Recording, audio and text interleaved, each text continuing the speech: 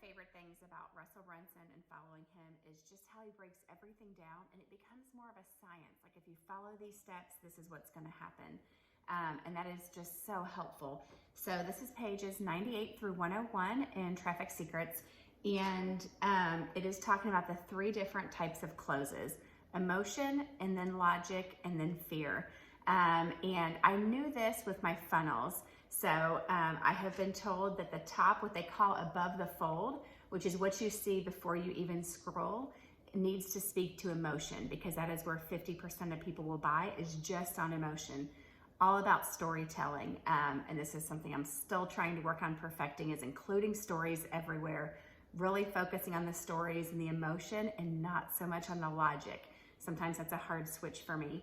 And then he said 30% of people buy based on logic. So I'm thinking of the funnel and how after you do the emotion at the top, then you spend a lot of time talking about logic and how it's going to increase their status if they do what you're asking them to do and take that call to action.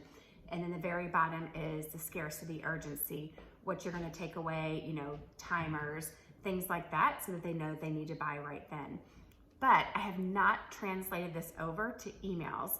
And so I'm thinking right now of an email sequence I need to do as soon as I get off of here, talking about how I need to start speaking more to people's emotions in my first follow-up emails, then speak more logically to them. And then, for us, it's for the challenge. And so then by the end, it's like the challenge closes today. This is your last chance to join. So I'm going to go back and rewrite some emails right after I do this to really speak to those 3 things. Focus on the emotion first, then the logic, and then the scarcity urgency.